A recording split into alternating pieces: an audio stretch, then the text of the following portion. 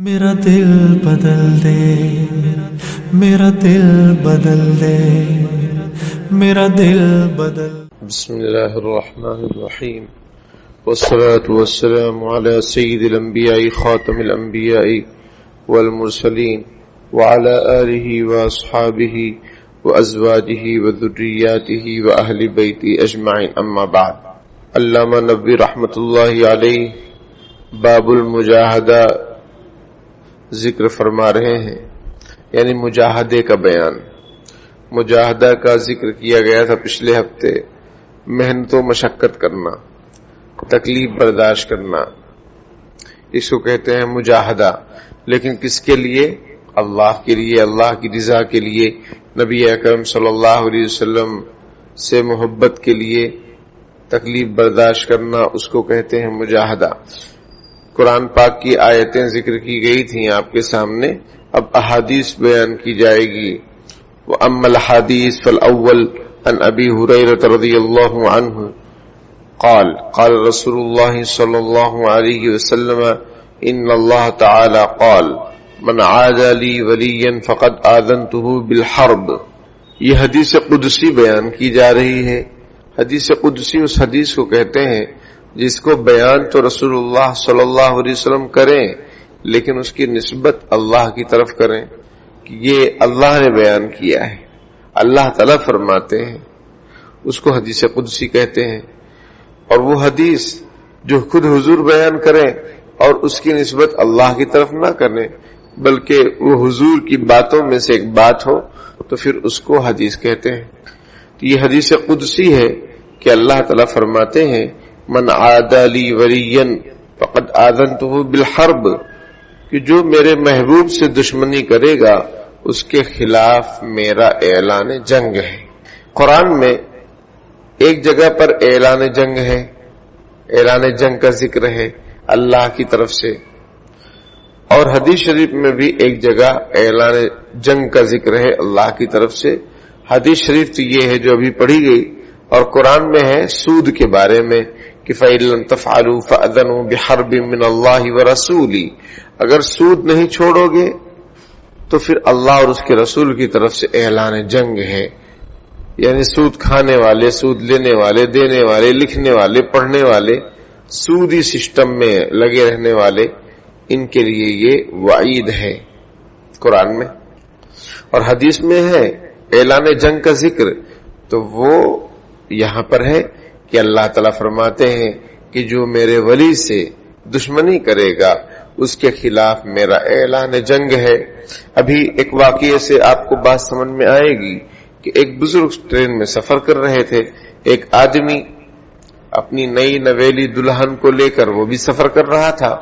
اب وہ آنے جانے میں بزرگ کا پیر وغیرہ کچھ لگ گیا نئی نویلی دلہن کو. دلہن نے اپنے شوہر سے کہہ دیا کہ ان کا پیر لگ گیا مجھے. شوہر نے ایک تماچا مار دیا اس بزرگ کو. تھوڑی دیر بعد وہ شوہر گرا اور مر گیا، وہ آدمی گرا اور مر گیا. اب عورت روتی روتی آئی کہ بابا جی معاف کر دو، ہمارے شوہر کا انتقال ہو گیا، ایسا ہے ویسا ہے. تو بزرگ نے فرمایا کہ شوہر کی محبوبہ نے شکایت کر دی، اس کو تکلیف ہو گئی، تو شوہر اپنے محبوبہ کے چکر میں اس نے مجھے مار دیا. تو جو میرا محبوب ہے یعنی اللہ تعالی، اس کو بھی جلال آ گیا، اس کو بھی جلال آ گیا کہ میرے مجھ سے محبت کرنے والے بندے پر اس نے ہاتھ کیسے اٹھایا. تو پھر اس نے بھی پکڑ کر لی، گرفت کر لی. ایسے کئی واقعات ہیں. تو کیا مطلب؟ من عادى لي وليا فقد آذنته بالحرب، کہ اللہ تعالیٰ فرماتے ہیں جو میرے ولی سے دشمنی کرے گا، نفرت رکھے گا، بغض کرے گا، اس کے خلاف میرا اعلان جنگ ہے. اب صحابہ کرام تو اولیاء کرام کے سردار ہیں. تمام صحابہ تمام ولیوں سے بڑھ کر ہیں. کتنے بھی بڑے ولی ہوں، بزرگ ہوں، ان سے بڑھ کر کون ہے؟ صحابہ کرام. اب جو لوگ صحابہ کرام سے دشمنی رکھیں گے تو اللہ کا اعلان جنگ ہے. اور اعلان جنگ میں کیا ہوتا ہے؟ جنگ جب ہوتی ہے تو کیا چلتے ہیں؟ تیر چلتے ہیں، تلوار چلتے ہیں. سمجھ میں آئی بات؟ تو یہ سب چیزیں چلتی ہیں.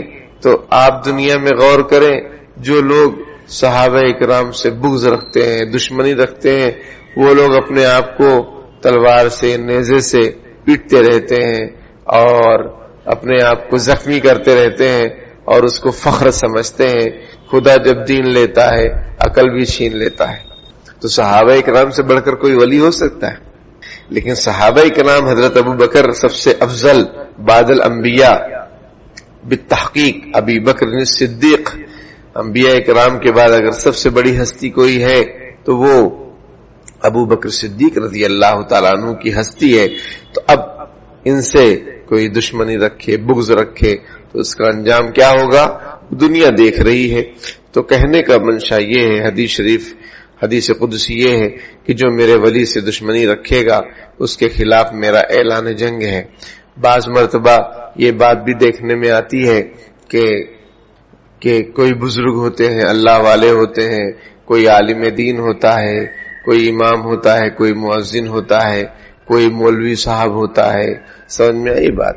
اب وہ سیدھا سادہ ہوتا ہے، وہ پہنچا ہوا ہوتا ہے، نیک ہوتا ہے، فراڈ نہیں ہوتا ہے. تو اب اس کے خلاف کوئی دشمنی کرتا ہے اور پھر کیا ہوتا ہے کہ پھر وہ اس کا برا انجام دیکھتا ہے. مجھے یاد آیا کہ ہمارے استاد محترم حافظ توفیق صاحب، میرے استاد تو نہیں ہیں، میں نے ان سے پڑھا نہیں، لیکن میرے بہت محبوب جو ہے محسنوں میں سے ہیں، میرے بھائی کے استاد ہیں وہ. تو وہ فرما رہے تھے کہ ہمارے گاؤں میں کوئی اختلاف ہو گیا مسجد کے سلسلے میں. اس میں ایک آدمی بہت پیش تھا اور بہت آگے تھا اور علماء اکرام کو، مفتیان اکرام کو برا بھلا کہہ رہا تھا. ہوا یہ کہ اس کے جوان بیٹے کا انتقال ہو گیا، ایکسیڈنٹ. تو وہ آدمی بہت ٹوٹ گیا. پھر یہ علماء اکرام گئے، تسلی دیے، تعزیت کیے، تو پھر وہ ذرا مطلب اس کو سکون ملا اور چین آیا اور پھر وہ مسجد سے اور علماء سے جڑ گیا. ایسا ہوتا ہے، ایسا ہوتا ہے.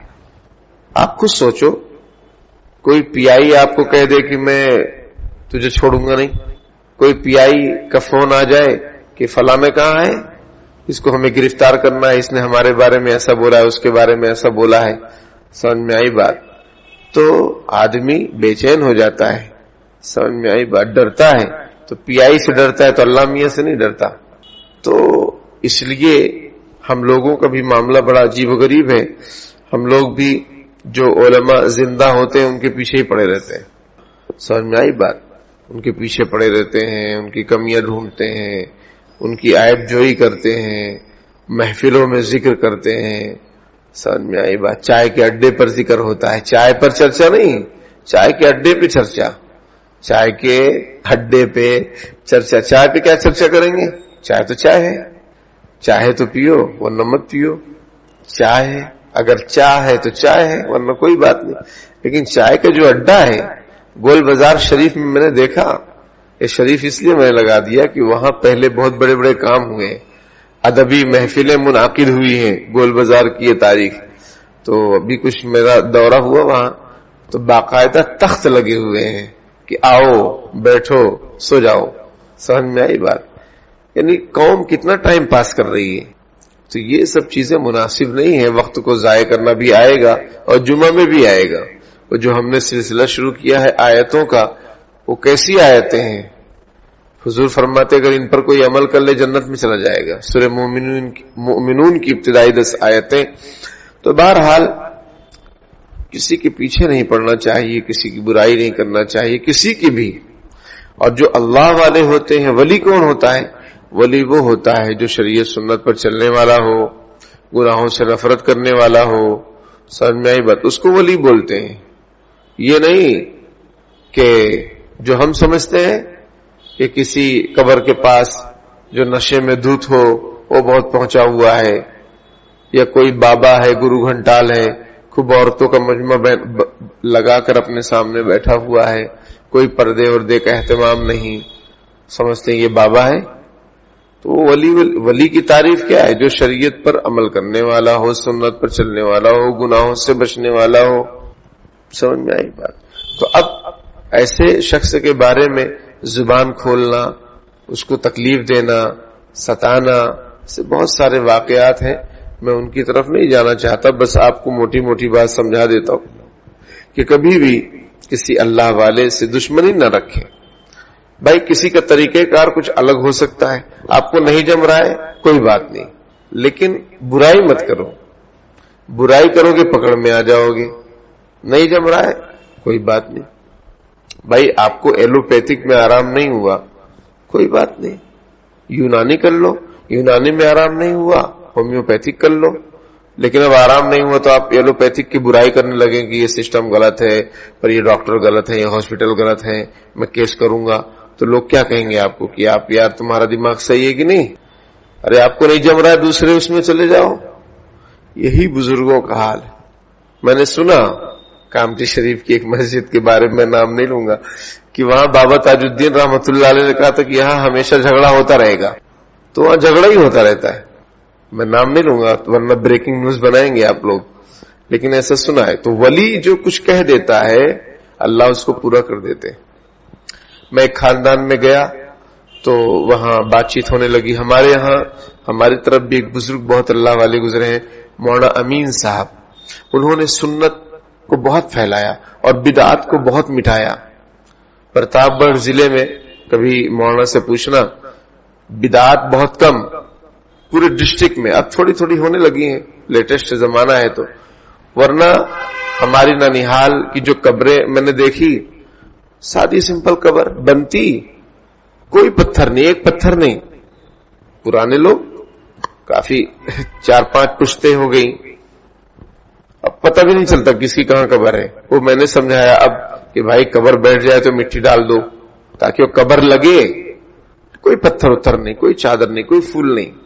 ایسے کئی علاقوں میں مولانا امین صاحب نے کام کیا، بہت کام کیا. تو بدعات ختم کی انہوں نے، سنتوں کو رواج دیا.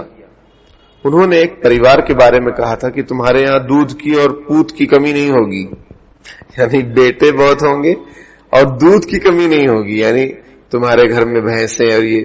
تو وہ لوگ بتاتے ہیں کہ یہ چیزوں کی بہت فراوانی. کئی بھائی ہیں وہ لوگ، سمجھ میں آئی بات؟ کئی بھائی ہیں اور دودھ وغیرہ کی بھی کوئی کمی نہیں. ایسا ہوتا ہے. لیکن نقالوں سے ساودھان. ولی کے نام پہ بکنے کا نہیں، جھکنے کا بھی نہیں. نہ بکنے کا نہ جھکنے کا. رہتا ہے کہ بہت پہنچے ولی ہیں. سمجھ میں آئی بات؟ ایک ایک کر کے جاؤ ملنے. ابھی عورتوں کا نمبر ہے، پھر مردوں کا نمبر. یہ سب جہالت ہے، ایسے چکر میں پڑنے کا نہیں. ہمارے نبی عورتوں سے مصافحہ نہیں کرتے تھے، اور یہ پیر صاحب عورتوں سے مصافحہ کر رہے ہیں، عورتوں سے ویڈیو کالنگ باتیں کر رہے ہیں. یہ پیر ہیں کہ پیر ہیں؟ سمجھ میں آئی بات؟ تو دھوکے میں آنے کا نہیں کرے یار ولی ہے تو ڈر گئے. ایسا نہیں. جو ولی شریعت سنت کا پابند ہو وہ ولی ہے، وہ آدمی ہے. سمجھ میں آئی بات؟ وہ اللہ کا بندہ ہے، سب کے بارے میں نہیں ہے.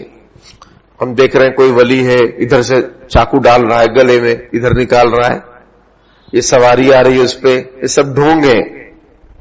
ارے بزرگان دین اپنی قبر میں آرام کریں گے کہ یہاں آئیں گے تمہارے پاس؟ اور پھر کسی کسی کے اندر عورت بھی آتی ہے. عجیب بات. یہ سب ڈھونگ ہے، اس سے بچیں.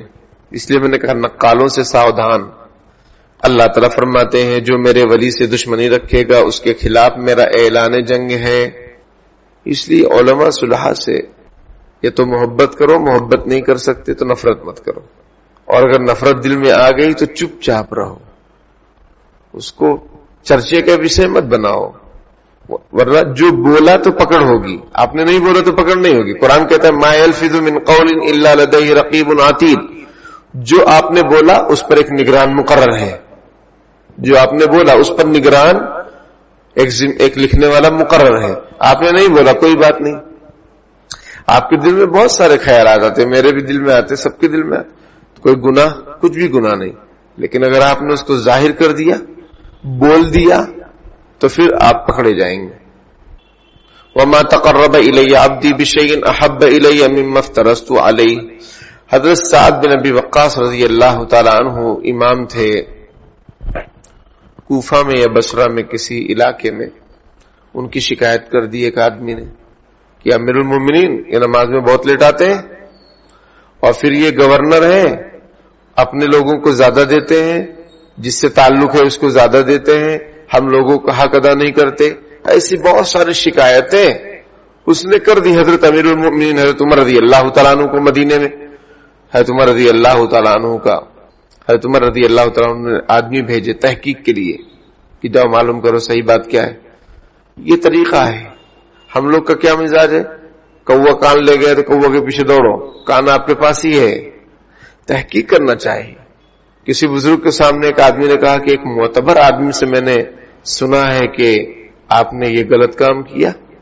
حضرت نے فرمایا کہ غیبت کرنے والا معتبر کیسے ہو گیا؟ جو غیبت کر رہا ہے وہ معتبر کیسے ہو گیا؟ تو حضرت عمر نے انکوائری کے لیے لوگ بھیجے. حضرت سعد رضی اللہ تعالیٰ نے بتلایا کہ بھائی میرا ایسا مسئلہ ہے، میں کپڑے خود دھوتا ہوں، سوکھتا ہے تو جاتا ہوں نماز پڑھانے، جمعہ کو لیٹ ہو جاتا ہوں تھوڑا، اور بھی ساری چیزیں انہوں نے بتلائی. پھر معلوم ہوا کہ شکایت کس نے کی، پتہ چلا اس آدمی نے. تو حضرت سعد نے بد دعا دی اس کو کہ تو ذلیل ہو کر مرے گا، فقر و فاقہ میں رہے گا.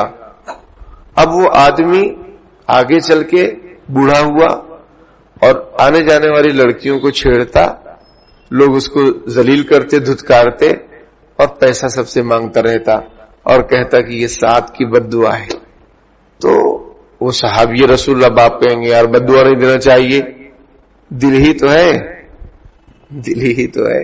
نہ سنگ خشت درد سے بھر نہ آئے کیوں، روئیں گے ہم 1000 بار کوئی ہمیں ستائے کیوں. سمجھ میں آئی بات؟ کوئی ہمیں ستائے کیوں. ان کی کتنی. حضرت سعد نے فرمایا کہ میں پہلا شخص ہوں جس نے تیر چلایا، میں پہلا شخص ہوں جس نے خون بہایا اسلام میں، قتل کیا. یعنی یہ ان کی بڑی فضیلت ہے. عشرہ مبشرہ میں سے ہیں یہ، ان 10 صحابہ کرام میں سے ہیں جن کی جنت کی خوشخبری آپ صلی اللہ علیہ وسلم نے دنیا میں دی تھی. تو فرماتے میں نے اتنے کام انجام دیے، میری شکایت کر رہا ہے یہ آدمی. تو اس لیے ڈرنا چاہیے، بچنا چاہیے. کچھ لوگ ہوتے ہیں بہت منہ پھٹ ہوتے ہیں، کوئی کسی کو بھی نہیں دیکھتے، عالم ہو غیر عالم ہو بزرگ ہو اللہ والا، سب کو برا بھلا کہہ دیتے ہیں. آپ ان کو دیکھنا، آپ ان کو جانچنا، آپ ان پر نگاہ رکھنا. وہ تباہ ہوں گے، وہ تباہ ہوں گے، کہیں نہ کہیں وہ پھنسیں گے، برباد ہوں گے. اون پاٹیا، سورت سے لگ کر شہر ہے، جیسے اپنا کامٹی ناگپور، سورت اون، وہاں کا پانی کھارا. ہم رہے ہیں وہاں 7-8 سال، وہاں کا پانی کھارا. تو پتہ چلا کسی بزرگ نے بد دعا دی تھی. بات سمجھ رہے ہیں؟ ایسا ہوتا ہے کہ بھائی ستاتے ہیں تو پھر وہ تکلیف آدمی ہاتھ اٹھاتا ہے اور کبھی اس کے دل سے بد دعا بھی نکل جاتی ہے تو اس کا اثر ہوتا ہے. اب آگے اللہ تعالیٰ فرماتے ہیں کہ مجھ سے میرا بندہ قریب ہو کسی چیز سے تو وہ سب سے زیادہ مجھے جو پسند ہے وہ چیزیں ہیں جو میں نے اس پر فرض کی ہیں. اللہ تعالیٰ فرما رہے ہیں کہ میرا بندہ مجھ سے قریب ہو تو کسی چیز سے قریب ہوگا. وہ چیز کیا ہوگی؟ تو سب سے زیادہ جو پسند ہے مجھے، جس سے میرا بندہ مجھ سے قریب ہو، وہ چیزیں ہیں جو میں نے اپنے بندے پر فرض کی ہیں. نماز، زکوٰۃ، حج، روزہ. سمجھ رہے ہیں؟ جو چیزیں فرض ہیں اس سے آدمی اللہ سے قریب ہو، یہ اللہ کو بہت پسند ہے، سب سے زیادہ پسند کہ جو اللہ نے اس پر لازم کی ہیں وہ ان کو بجا لائے، اس پر عمل کرے، اس میں وہ ایک دم پختہ رہے. کوئی اسٹوڈنٹس ہیں وہ ہوم ورک برابر لا رہے ہیں، جو سر نے کہہ دیا کہ یہ کمپلسری ہے وہ برابر اس کو کر رہے ہیں، تو سر خوش ہوگا، استاد خوش ہوگا کہ میں نے جو کہہ دیا انہوں نے کر دیا. صحابہ کرام سے رسول اللہ کیوں خوش ہوتے تھے؟ حضور فرماتے یہ کرنا ہے تو اپنی جان دینے کے لیے تیار، وہ کرنا ہے تو کرنا ہے. تو اللہ تعالیٰ فرما رہے ہیں کہ جو چیز میں نے اپنے بندوں پر فرض کی ہے اس کے ذریعے سے اگر کوئی بندہ مجھ سے قریب ہوتا ہے، یہ مجھے سب سے زیادہ پسند ہے. اور میرا بندہ مجھ سے قریب ہوتا ہے نوافل کے ذریعے سے، یعنی فرض ادا کرتا ہے، اس کے ساتھ ساتھ نفلی کام بھی کرتا ہے. نماز تو ادا کرتا ہے لیکن اشراق بھی پڑھتا ہے، چاشت بھی پڑھتا ہے، تہجد بھی پڑھتا ہے، اوابین بھی پڑھ لیتا ہے، نوافل بھی پڑھتا ہے، تحیۃ المسجد پڑھتا ہے، تحیۃ الوضو پڑھ لیتا ہے. سب نہیں، جو جتنا ہو سکے فرض ادا کر رہا ہے لیکن نفل کا بھی اہتمام کرتا ہے. تو اللہ تعالیٰ فرماتے کہ میرا بندہ مجھ سے قریب ہوتا رہتا ہے نوافل کے ذریعے سے. اتنا قریب ہو جاتا ہے، اتنا قریب ہو جاتا ہے کہ میں اس سے محبت کرنے لگتا ہوں. اور جب میں کسی سے محبت کرتا ہوں تو کنت سمعہ الذی یسمع بہ، تو میں اس کا کان بن جاتا ہوں جس سے وہ سنتا ہے، اور میں اس کی نگاہ بن جاتا ہوں جس سے وہ دیکھتا ہے، اور میں اس کا ہاتھ بن جاتا ہوں جس سے وہ پکڑتا ہے، اور میں اس کا پیر بن جاتا ہوں جس سے وہ چلتا ہے. اور اگر وہ مجھ سے کچھ مانگے تو میں اس کو عطا کرتا ہوں، اور اگر وہ مجھ سے پناہ مانگے. آدمی ڈرتا ہے، جیسے آج کل بیماریوں کا دورہ ہے تو ہر آدمی دعا کرتا ہے اللہ تعالیٰ چھوٹی بڑی بیماری سے بچا. تو کسی چیز سے پناہ مانگتا ہے کہ اللہ بیماری سے بچا لیجئے، تو میں اس کو پناہ دیتا ہوں. بخاری شریف میں روایت. دیکھیے اللہ تعالیٰ فرما رہے کہ مجھ سے قریب ہوتا ہے آدمی. سب سے زیادہ پسندیدہ کیا ہے کہ آدمی فرض ادا کرے.